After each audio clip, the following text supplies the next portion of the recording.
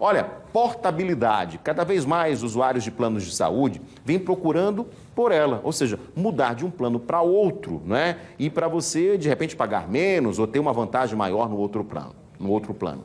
Segundo a Agência Nacional de Saúde Suplementar, que organiza aí os planos de saúde, os casos de portabilidade, mudança de plano, aumentaram 42% nos primeiros 7 meses desse ano, comparado com o mesmo período do ano passado.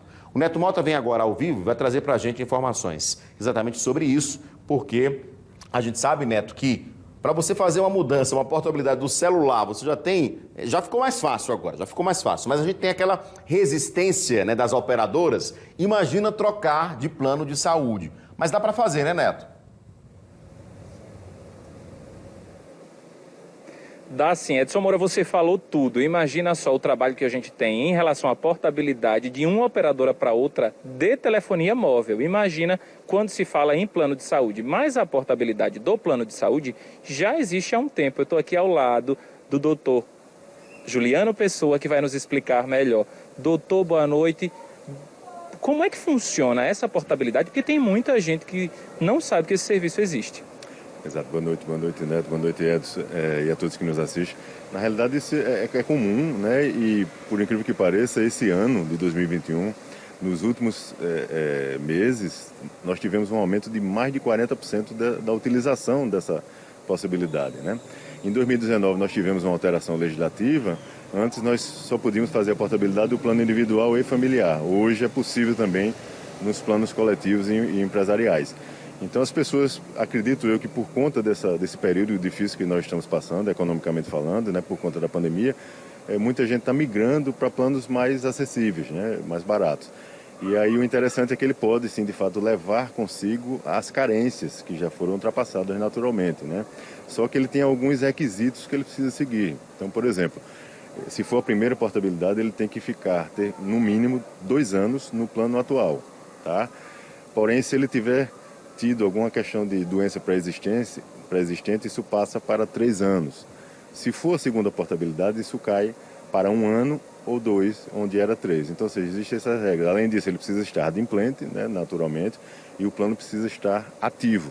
E outro detalhe é que ele também não pode estar internado no momento que ele requer isso. Então, ou seja, tem esses requisitos que ele precisa preencher, mas é muito simples. Tá? Aquele consumidor que deseja, de repente, fazer algum tipo de consulta, verificar quais seriam os planos disponíveis e compatíveis com o que ele tem atualmente, ele pode verificar isso diretamente no site da ANS. A ANS tem uma abazinha onde o próprio consumidor irá preencher, né? Ele vai ter que ter uma senha e um login no site. Se não tiver, ele faz isso rapidamente com os dados pessoais e lá ele sai colocando as informações que são perguntadas a ele e naturalmente aparece a lista de planos compatíveis com o que ele tem atualmente e que são possíveis de ele fazer essa migração.